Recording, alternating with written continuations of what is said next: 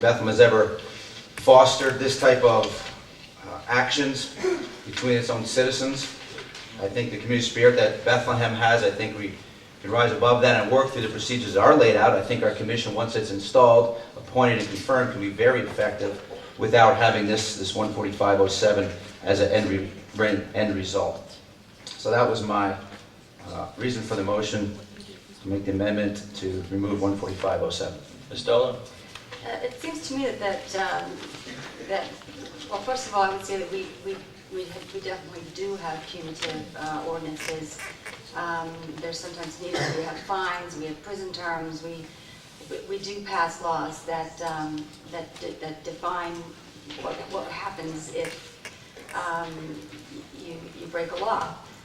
So I don't think this is something that's breaking any precedent. But what it does do, and the reason why I think it's important, is because if we have a commission and they can't, in that wonderful community way, make right a wrong, because they don't have the power to fine, they don't have the power to make prison terms. All they can do is they can sit with both people will sit, and they can try to reach an agreement. But if they're dealing with someone who has been egregiously racist or biased and refuses to acknowledge and refuses to make good, this gives them, it states that just because there's a commission and the commission is given this job of solving these problems, doesn't mean that if the commission doesn't do the job, that they don't have the right to then go forward and seek remedy with the courts. And it's not as if you have to do that, but it's, I think it might be important to make it clear that the commission is not the end of the road here in Bethlehem if what the commission is able to do is not effective. So I think that there are, you think of Lily Ledbetter, I don't know if her name is right. Lily Ledbetter, if she'd come, if that business was here, and she'd gone through our Human Relations Commission, as good and as strong as it was, but they could not get that company to give her back pay. They couldn't get her to, she needed years of therapy because she was also undergoing distress because of harassment. I think she has the right, if the commission can't solve the problem, to seek redress through the law. And I would hate to see someone not able to do that because it could be construed that the Human Relations Commission was, in effect, taking the place of the law. We're not taking the place of the law, and this makes that clear. Comments, Mr. Reynolds? Would I be able to ask Mr. Spurk a question? Yes, Chair will. The Chair will recognize. I had a conversation with Mr. Spurk about this particular part of this particular amendment, and to get to the point that was made is before by my colleague. Is there anything in this particular amendment that would necessarily be entering new ground for as far as City of Bethlehem current ordinances or third-class city code or anything under those statutes? Mr. There are Spurk? a lot of provisions. Which one are you at now? The one that we're talking about, this private right of action and non-limitation of remedies. The amendment. No, there exists a private right of action as we sit here, certainly. And so, Jack, could you go to the mic? I'm sorry, yes. Thank you. Yeah, no, that would be not be, there exists a private right of action. there currently exists a private right of action, and the one that's what's currently here. But the amendment that's before us to take this out would take out 14507, which takes out that aspect of any person aggrieved by a violation of this chapter shall have a right of action in the appropriate court of common pleas, either Lehigh or Northampton, or any other court of competent jurisdiction may recover for each violation the following remedies. And then it lists those following remedies. Well, the rights that currently exist under federal and state law already contain a private right of action. To the extent that this council is following the lead of other municipalities and adding new rights and new protections, well, they don't already have the existing private right of action because there's no, there's no federal or state right, as has been pointed out by a lot of speakers. So So, it's kind of a yes and no, depends Uh-huh. on which right you're talking about. but the inclusion of this language, and correct me if I'm wrong with what you just said, the inclusion of this language would be at least somewhat tied to the fact that the state and federal law might not necessarily extend to this type of provision. As to those rights that aren't covered under federal and state law, yes. Okay. Yeah, this then provides a mechanism that would not exist without this Okay, in this municipality. thank you. And Go just to go along with what Councilwoman Dolan had said, is that I think that this is a necessary part of the ordinance, and I think that this is something that we need to keep in. Thank you. Comments? Just a quick comment from the chair. I agree with that. I think that this is a very key portion. What makes the ordinance really gives it some teeth. And so I will vote to keep it in. Please call the roll on Amendment 15. A no vote, a vote of no, a vote of nay is to keep it as is written. That section. Correct. No, sorry. Correct. Keep it. Yes. A vote of yes is to take it out. A vote of no is to keep it in. Call the roll. Mrs. Polinsky. No. Mr. DiGiacinto. Nay. Ms. Dolan. Nay. Mr. Evans. Aye. Mr. Mauer. Mr. Reynolds. Nay. Mr. Donchez. Nay. 6, no, yes, and it passes. Okay. So Amendment 15 remains as is. Amendment 16, Mr. Evans moves. Is there a second? Second. Mr. DiGiacinto seconds. Please read Amendment 16.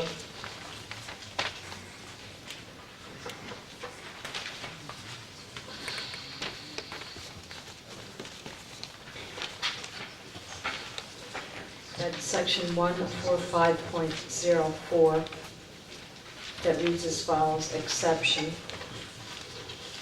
In paragraph 2,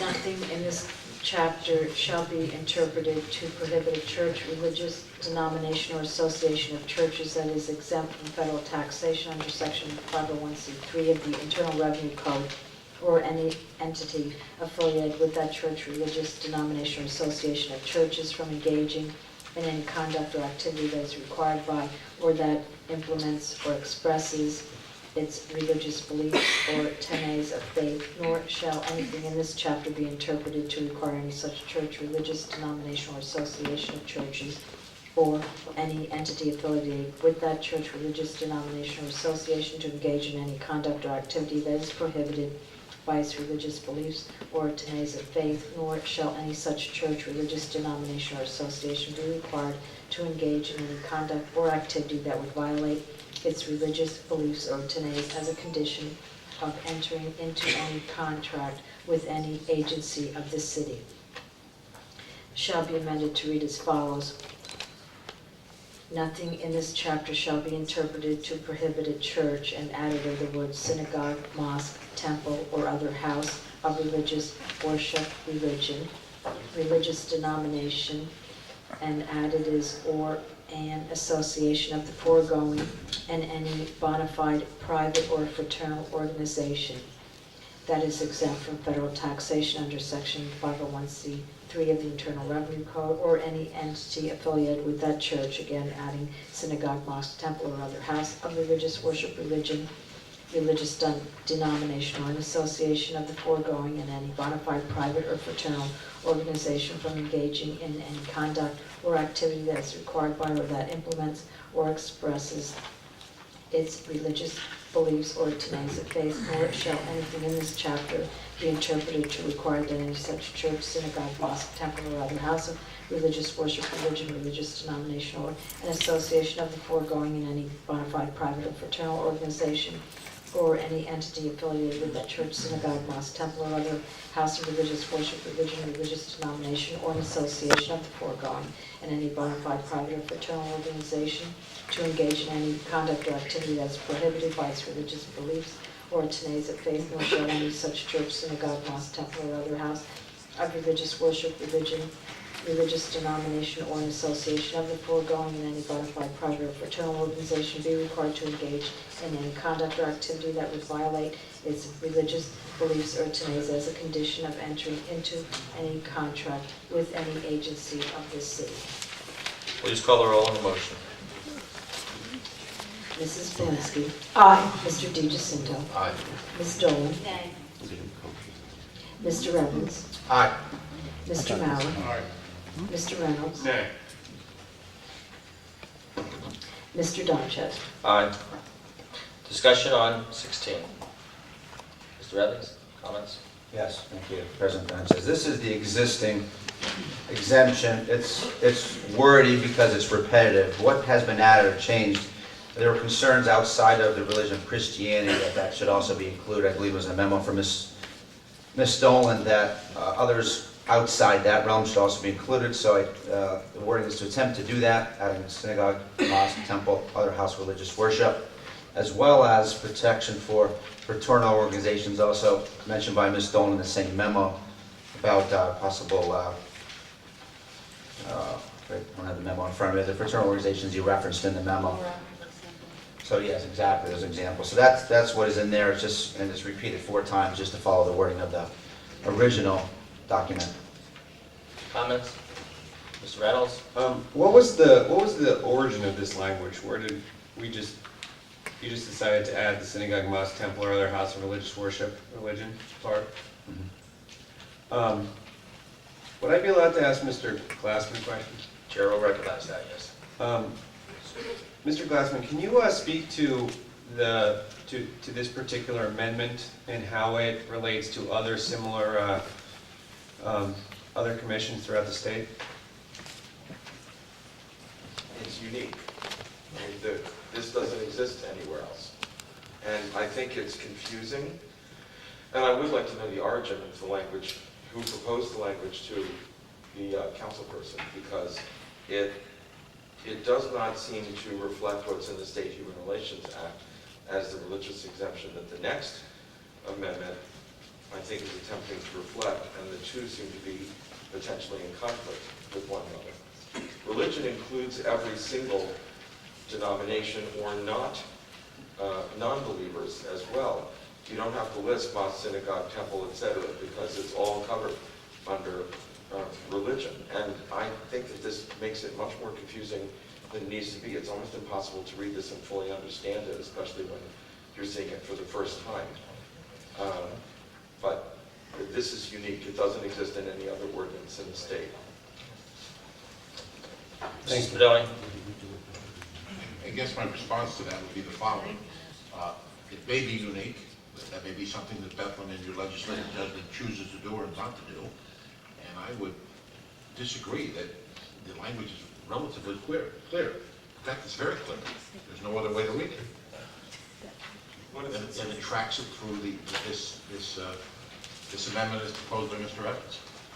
Thank you. Mr. Evans, any comment? No. Ms. Dolan, go ahead. It is clear. It is clear, and it's clearly wrong.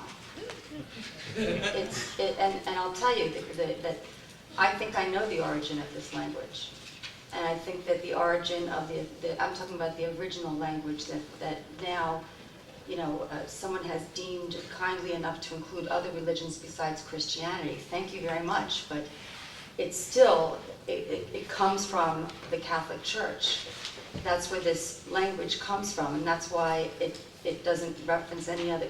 In the original language that we got, that the administration received from somewhere, it is clearly it comes from an entity that doesn't seem to recognize that there's any other religion besides churches, and then everybody who's not in a church is a denomination. So I brought up that, for example, Judaism doesn't have churches, but it's not.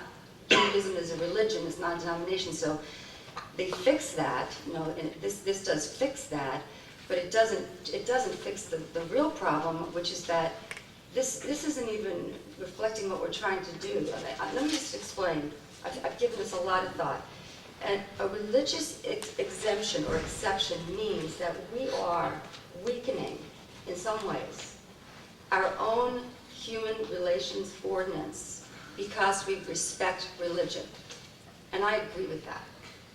We are saying, you know what? Not every single entity has to follow this because some people have religious convictions, and we are not going to make them go against their religious convictions, even though we might disagree with those religious convictions. We're going to exempt them. So if you're going to do that, then it's just religion, as you said. You don't need to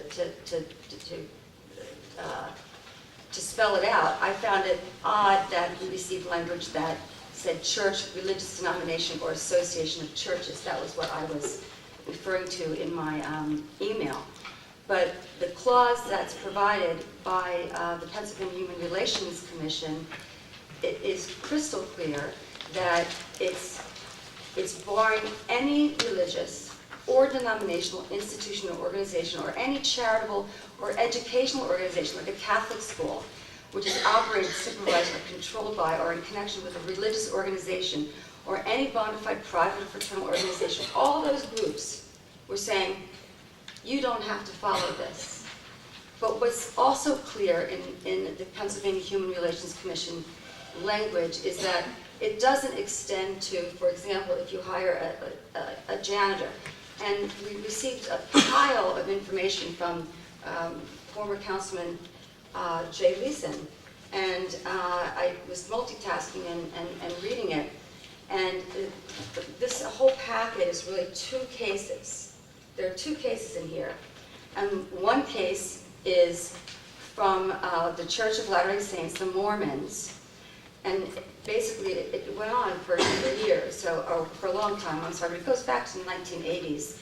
And in this case, the Supreme Court upheld the right of the Mormons to keep their principles, because their principles were that if you're going to be in one of their temples, then you have to be clean in a Mormon sense. No smoking, no drinking. You have to go to Mormon churches.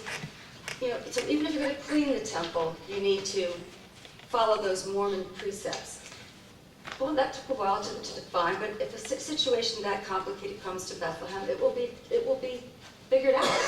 It could be challenged. You could go to court. It just made it possible for it to go to court, which is, I think, was a good thing. And then the second one was about a school that was not allowing women who are pregnant to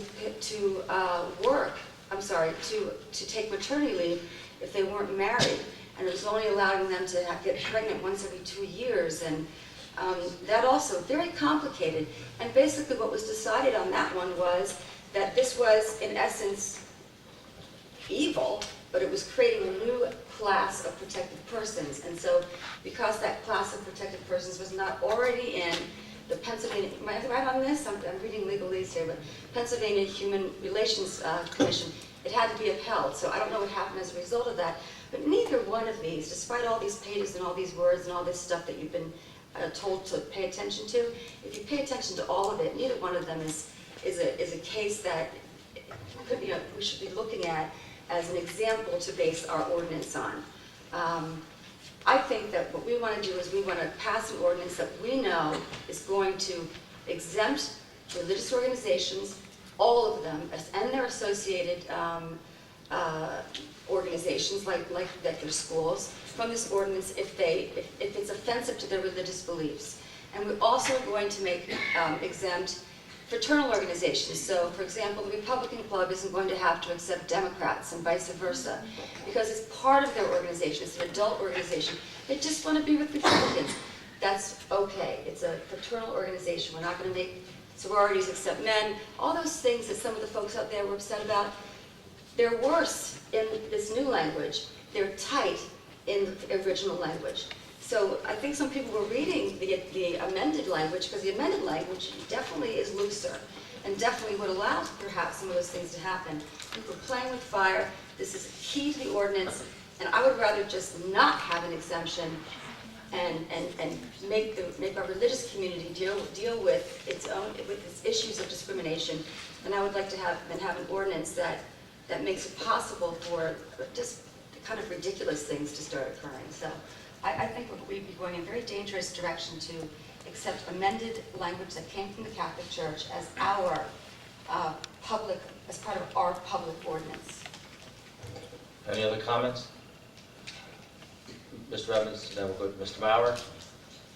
Yes, I think it was language that came from Jay Leeson, and he did talk to me about it, and I think some of his logic is that over 50% of this community is Roman Catholic, and that they should have an input, and I think that was the logic as I view it. Just an awareness comment. Mr. Rouse? Just to add on to that, and I know that oftentimes one of the common themes that we have in this room is the idea of openness and open and accountable government and everything else. But in response to what Councilman Dolan had said, and I mean, once again, if this is a decision council decides to make, that's fine. But on the last page of a memo that we recently received, it comes right out and says, in response to some comments about whether the current... Can I ask you what memo? The memo that we had received, I believe that Ms. Beatonkoff emailed to us on Wednesday, May 18th at 1:46 p.m. Okay, hold on. Who's it? Yes.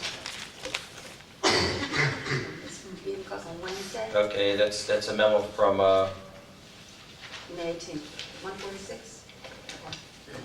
On which page are you? It's the last page, which kind of, I think, kind of puts the finger on what Councilman Dolan had been looking for before. In the last page, number 8, which says, in response to some comments about whether the current language of the exemption could be made clearer to make it clear that it applies to not only churches but also mosques, synagogues, temples, and other religious institutions, the third and fourth lines of the current language that read, quote, church, religious denomination, or association of churches, could be modified to read, quote, church, synagogue, mosque, temple, or other house of religious worship, religion, religious denomination, or an association of any of the foregoing, which is the exact language that is here. And once again, if that's a decision that we decided to make, that's fine. But at the same time, I do think we need to understand that where this language came from, who it came from, and what the interests are behind it. And once again, if that's a decision that we want to make, that's fine. But I think that we need to be open and honest about the fact that, as Councilman Dolan had said, and as Mr. Mauer had said, there is an interest here. As with most things in government, there's an interest. At the same time, this exact language came from, as Councilman Dolan said, a former councilman that has an interest here. And once again, that's fine if that's something we want to approve, but the record deserves to show that that's where this came from, and that's whose interests he is representing. Thank you. Thank you, Mr. Stoller. And to further clarify, Councilman Leeson, when he was on this dais on several occasions, recused himself from voting because he, in fact, works for the Diocese of Allentown. So the interest is even more clear because he's representing a denomination that at 50% is the largest denomination, and that's exactly why we have these ordinances, so that our community is not led by the nose by the majority. That's why we're here. So, if we're going to take language from the Catholic Church, and then we're going to justify it by saying that, well, we're going to do that because we want to make sure that we're looking out for the interests of the majority. That's just silly. What we're doing in an exception is we're looking out for the exemption, looking out for the interests of all religions, not the majority religion, all religions. And I think that's what we want here in Bethlehem. So I think that the spirit of Bethlehem is in the original language, and the spirit of looking out for the Catholics in the community is equally served by protecting all religions. Mr. Spadone, any comments on this? I think that's a full error. That's where the language, got the email today, I passed it on as soon as I got it this afternoon. Thank you. Please call the comments. Please call the roll. Are we now voting yes or no on the Correct. amendment? Correct. Yeah, we're voting yes or no on Amendment 16. I'm sorry, but wouldn't that that would just take it back to the language before all the religions were added, the churches?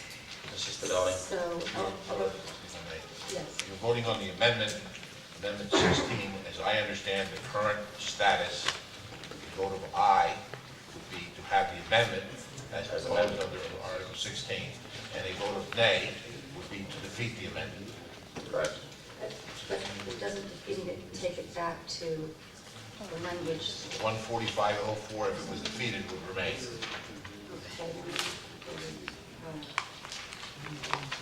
Again, a vote of nay would keep it as is. Yes. The original language. A vote of aye replaces it with the amended version. Correct.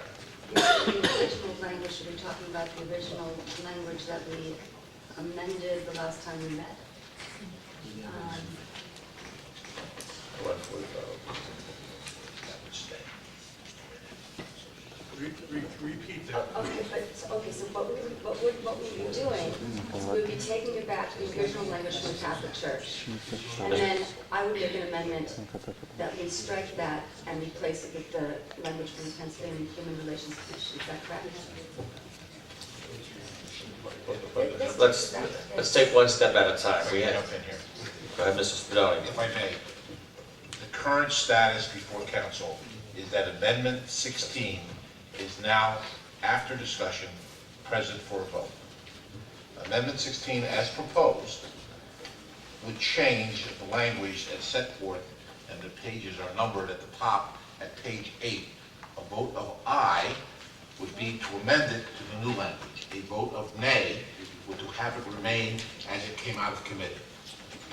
Chris, can I ask you now, put in language that everyone in the audience understands, what if we vote aye, what that means, and if we vote nay, what it Mrs. means Spadoni? in simple. If you vote aye, you would amend the paragraph per the amendment made by Mr. Evans. If you would vote nay, it would remain as it came out of committee. And then I could make a motion to... Yeah. Okay, thank you. Please call the roll. Mrs. Blinsky? Aye. Mr. DiGiacinto? Nay. Ms. Dolan? Nay. Mr. Evans? Aye. Mr. Mauer? All right. Mr. Reynolds? Nay. Mr. Donchev? Aye.